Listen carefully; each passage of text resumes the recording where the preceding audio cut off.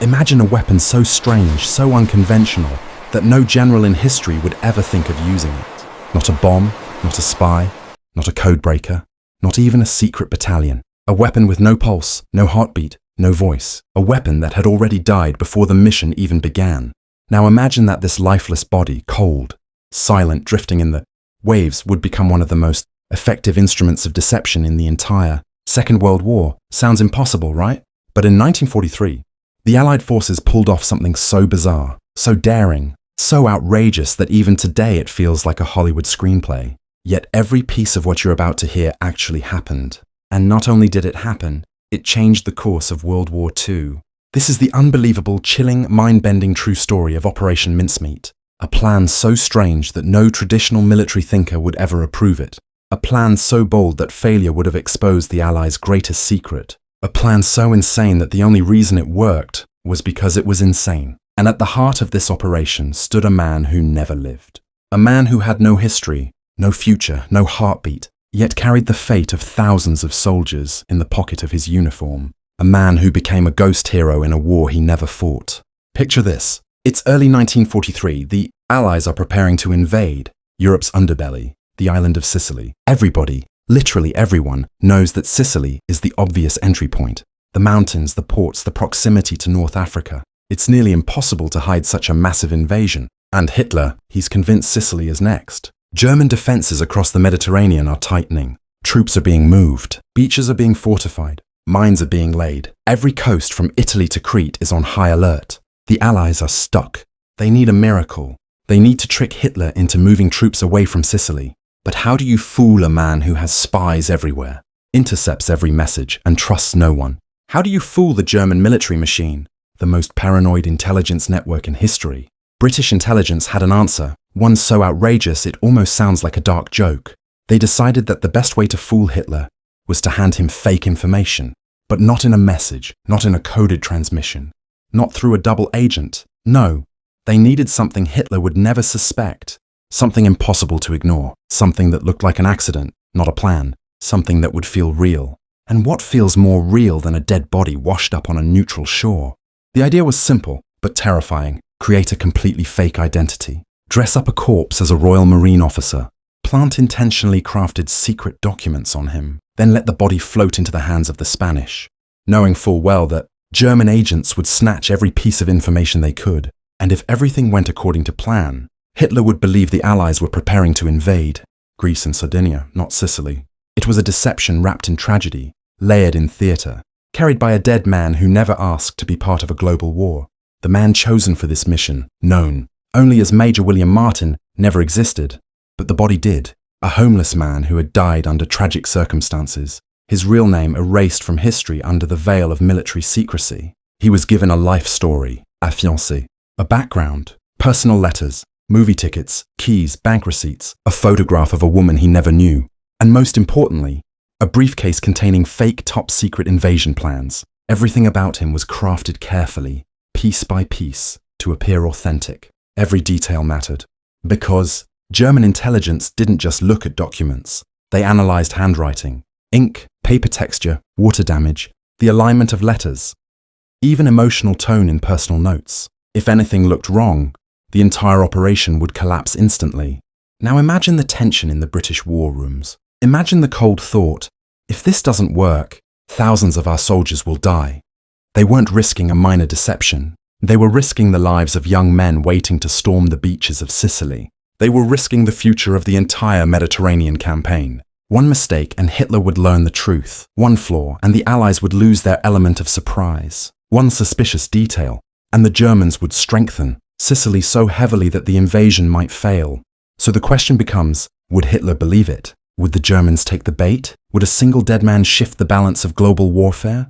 This wasn't just a gamble. This was the kind of gamble you make when you have no other choice, when every traditional strategy has failed, when tricking the enemy becomes your only hope. Operation Mincemeat begins with a body drifting silently toward the shores of Spain, carrying a lie powerful enough to rewrite the script of World War II. In early 1943, the Allied High Command faced one of the most impossible strategic problems of the entire Second World War. They knew their next move had to be bold. It had to be decisive. It had to push the Axis powers back from the Mediterranean and open a doorway into Europe, and everyone agreed that the logical first step was Sicily, a massive island sitting right at the foot of Italy, the perfect launching point to begin liberating Europe from the south.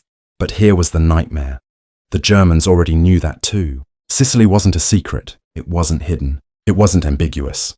It was the most obvious invasion target on the map, so obvious that even Hitler himself said, Sicily is the logical next target. And when Hitler already knows where you're going, you don't have an advantage anymore. You have a death sentence. The Allies understood that if they attacked Sicily without misleading the Germans first, the beaches would turn into slaughterhouses. Machine guns would be waiting. Artillery would be zeroed in. Reinforcements would be on high alert, and thousands of Allied soldiers would never even reach the sand. The pressure on Allied planners was immense. They couldn't just hope the Germans would be distracted. They couldn't rely on luck. They had to shape the battlefield before the battle even started. They had to force Hitler to move his troops away from Sicily. Even though every map, every coastline, every geographical clue pointed directly at Sicily as the obvious landing zone, it was a strategic problem so big, so suffocating, that many believed deception was the only path forward. But here's the complication. German intelligence wasn't stupid. They were paranoid, obsessive, and extremely competent. The Abwehr, Hitler's intelligence service, was trained to detect lies, manipulation, disinformation, false radio chatter, staged photos, everything. They had teams of analysts who studied even the smallest signs of deception. The Allies understood that any conventional trick would fail instantly. Fake troop movements? The Germans could check them with aerial reconnaissance. Fake radio chatter? They could analyze broadcasting patterns. Fake documents accidentally leaked? Too obvious, too predictable. The Germans had seen these tricks before, so the Allies needed something extraordinary, something extreme enough to feel real, something that didn't look like a deception, something that couldn't be traced back, and something that, if the Germans intercepted it, would feel like a goldmine of pure intelligence. But what could possibly achieve that? How do you create a lie so perfect, so believable that it changes the mind of Hitler, a man who trusted almost nothing? This was the tension inside the Allied planning rooms. They didn't just need to fool a local German commander. They needed to fool the entire German high command structure, the generals, the analysts, the agents, and ultimately Hitler himself. And they had to do it while knowing the Germans were actively expecting a trick. The Germans were not relaxed. They were not careless. They were preparing for an invasion every single day, studying maps, analyzing coded messages, and trying to read the Allies' next move. It was like playing chess against someone who believes every move is a trap. And often, they were right. British intelligence had a painful realization. If Sicily is the logical target, then the only way to make Hitler ignore Sicily was to make him think something more urgent, more threatening, and more strategically profitable was coming. The Germans needed to believe that the Allies had chosen a completely different location that wasn't obvious, but could still make military sense. They needed to believe that the Allies were about to strike Greece, or Sardinia, or maybe even the Balkans, a location where German defenses were thinner, a location where troops were fewer, a location far from Sicily, so the Germans would shift their divisions away. This is where the complexity of the problem became overwhelming. To make Hitler relocate troops, you needed more than a rumor. You needed physical evidence, tangible proof, something the Germans would trust, more than any captured soldier or intercepted message, something unexpected, something that didn't look planted. Because if the Germans even suspected that the information was manipulated, the entire plan would collapse. The Allies also knew one terrifying truth. The Germans had double agents everywhere. Agents in Spain, agents in Portugal, agents across the Mediterranean. Spain, although officially neutral, was filled with Nazi sympathizers, officers, and informants. This created a dangerous opportunity. If anything, washed up on Spanish shores, German agents would surely hear about it. They would investigate it. They would pressure Spanish officials for access. They would steal documents, analyze them, decode them, and report them straight to Berlin. That sparked the seed of an idea, a dangerous, desperate idea. What if something accidentally washed ashore in Spain? Something valuable, something secret, something so sensitive that no one in their right mind would ever intentionally release it. What if the Germans believed they had stumbled upon intelligence that the Allies never meant them to see? But even if the Allies could pull that off, there was another layer to the problem. Emotional credibility. German intelligence officers didn't just study documents. They studied human behavior. They examined mistakes, handwriting, purposeful smudges, even the tone of personal letters.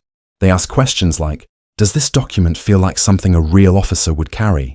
Does this man's profile feel authentic? Are there inconsistencies in his identity? Would someone in wartime conditions act this way, write this way, love this way, carry these items? This was the true challenge. The problem wasn't finding a way to plant information. Anyone could drop a briefcase into the sea. The problem was crafting a full human life, a believable officer with a believable story, and delivering that story into German hands without ever appearing involved. One wrong detail, one suspicious item, one inconsistent date, one water-damaged paper that didn't look right, and the Germans would dismiss everything. And without the deception, Sicily would become a graveyard. This was the crushing strategic pressure. How do you create a lie so perfect that it becomes indistinguishable from the truth? How do you use a corpse, a man who never lived, to reshape a war that millions were fighting? The Allies needed a miracle born not from strength, but from imagination, not from force, but from audacity, not from weapons, but from deception. And the only way forward was a plan that no sane military strategist would ever propose. Operation Mincemeat wasn't just a mission, it was a last resort.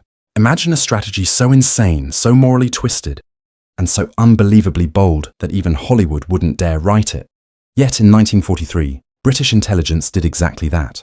They created a secret weapon, not made of steel, gunpowder or machinery, but of flesh, deception, and a dead man pulled from obscurity. Operation Mincemeat was not just a trick, it was a masterpiece of psychological warfare, crafted with the kind of creative brutality that only total war can justify. And this is the moment where the story shifts from misleading with fake radios or inflatable tanks to manipulating the entire Axis command with a single lifeless body washing up on a Spanish beach. To understand the gravity of what comes next, you have to picture the Allies' challenge in early 1943. They needed to invade Sicily, a strategic stepping stone into Europe, but everyone, including Hitler, already knew Sicily was the logical target. So the Allies had a problem. How do you disguise the most obvious military move of the war? The answer: you don't hide the truth. You bury it under a louder lie. And that lie needed to be so convincing, so emotionally real, so meticulously detailed, that German intelligence would swallow it whole without hesitation. Enter the concept: find a dead body, turn it into a fictional British officer, attach top-secret invasion documents, and drop it near a country known for leaking information, straight into Nazi hands. This wasn't strategy, it was theatre. Morally grey, undeniably brilliant theatre. But first, they needed the right dead man. Not just any corpse would work. Too decomposed, and the story falls apart. Wrong age, wrong class, wrong physical condition. And the Germans, who weren't fools, would see through it instantly. After days of searching, British intelligence found him. Glyndwr Michael, a homeless man who died under tragic circumstances, but whose death would now be rewritten into a legacy that would alter world history. They cleaned the body, dressed it in a perfectly tailored Royal Marine uniform, and gave him a new identity, Major William Martin. And this wasn't just a change of name. This was an entire life, engineered in paper, emotion and imagination. A fiancé waiting back home, overdue bills, a theatre ticket stub, a love letter filled with believable imperfections. All of it designed to fool not only the Germans, but any skeptical eye along the chain of discovery. Because the key to a perfect lie isn't the main story. It's the tiny flaws, the human fingerprints, the mundane imperfections. And British intelligence knew this better than anyone. The more ordinary Martin's belongings appeared, the more authentic the secret documents would feel. And the documents, those were the real weapon. Inside a briefcase, handcuffed to the corpse's wrist, were letters from high-ranking Allied commanders describing an upcoming invasion of Greece and Sardinia. Not Sicily, Greece and Sardinia. The goal wasn't to convince Germany that Sicily wasn't a target. The goal was to make them so confident in the fake plan that they would shift thousands of soldiers away from Sicily. It was confidence, not confusion, that would win the deception. Now the question became, how do you deliver this body into German intelligence hands without making it look planted? Spain was the perfect answer. Officially neutral, quietly sympathetic to the Axis, and historically terrible at resisting the temptation to open someone else's mail. The British submarine HMS Seraph carried Martin's body in a sealed canister. At dawn, under silent grey skies, the crew released the corpse into the waters near Huelva, a location known for corrupt Spanish officials who routinely passed found documents to German agents. The officers aboard the submarine actually held a small ceremony before pushing the body overboard, because even though he was now part of a grand deception, he was still a human being. A human being who, unknowingly, was about to change the trajectory of a world war. And then came the final test. Would the Spanish take the bait? Would the Germans believe the papers? Would any single step break the illusion? For days, the Allies could do nothing but wait. They initiated carefully calculated diplomatic theatrics, acting desperate to recover the fake documents in order to make them appear genuine. This was performance art at the level of international relations. And it worked. The Spanish secretly photographed the documents and handed the information to a German Abwehr agent. The Germans, in turn, immediately sent the content to Berlin. Hitler read it, believed it, and ordered reinforcements to Greece and Sardinia, weakening Sicily exactly when the Allies needed it. Operation Mincemeat wasn't just a success. It was one of the most decisive acts of misdirection in modern history. And here's the most incredible part. Even after the Allies invaded Sicily successfully and faster than expected, Hitler still believed the documents. He thought Sicily was a diversion from the real invasion of Greece. The lie continued to do damage long after its job was done. A man who had no voice in life became the most influential messenger in death. And because of him, tens of thousands of Allied soldiers landed with fewer defenses waiting for them. Countless lives were spared on the beaches of Sicily because Germany was looking the wrong way. But the deeper you go, the more Operation Mincemeat exposes a brutal truth. War isn't just battles, tanks and bullets. It's imagination, manipulation, and the willingness to bend morality until it nearly snaps. The British didn't rely on overwhelming firepower. They relied on storytelling. They weaponized a narrative. They crafted a fiction detailed enough to hijack the enemy's belief system. And in doing so, they proved that in wartime, the human mind can be a battlefield more decisive than any stretch of land. Operation Mincemeat wasn't just a deception. It was a reminder that wars are won, not only by those with the strongest armies, but also by those with the most daring ideas. And sometimes, the most powerful hero isn't the soldier charging forward into gunfire. Sometimes, it's the man who never even knew he would become part of history. A man who died forgotten, but whose second life, crafted by spies and storytellers, saved nations. By the time the forged documents from Major William Martin reached German hands, the deception was no longer just an idea. It was a living organism. Every intelligence agency that touched it added their own interpretation, their own assumptions, their own biases. And this is where Operation Mincemeat transformed from a clever trick into a self-sustaining machine. In warfare, the most dangerous lies aren't the ones you tell your enemy. The most dangerous lies are the ones your enemy tells themselves after you give them just enough fuel to keep the fantasy alive. And that's exactly what happened next. Because once the Germans saw the letters, they didn't just read them, they confirmed them with their own worldview. Their analysts already believed the Allies were too predictable to choose Sicily. They already suspected the Balkans. They already feared a campaign in Greece that could threaten Axis control in southern Europe. The forged briefcase simply aligned with their fears, their expectations, their pre-existing miscalculations. And when a lie perfectly fits the story you want to believe, you stop checking its fingerprints. You stop questioning its origin. You accept it as truth because it feels more comfortable than doubt. The German command didn't simply fall for the deception. They welcomed it like validation. This created what intelligence experts call a feedback loop, a cycle where misinformation grows stronger because the receiving side reinforces it with their own conclusions. The Abwehr reported the documents as authentic. Field commanders interpreted them as strategic guidance. Hitler himself viewed the information as confirmation of his long-held suspicion that the Mediterranean was a decoy, theatre masking a much larger attack toward Greece. The forged plan wasn't just accepted, it became integrated into Germany's military worldview. And once Hitler believed something, it was almost impossible to convince him otherwise. His rigidity became the Allies' greatest weapon.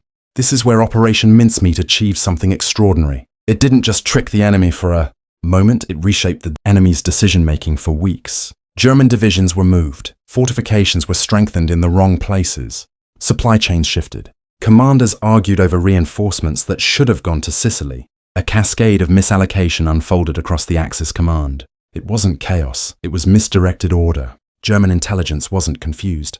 They were certain, and certainty, when built on a lie, is the deadliest form of blindness.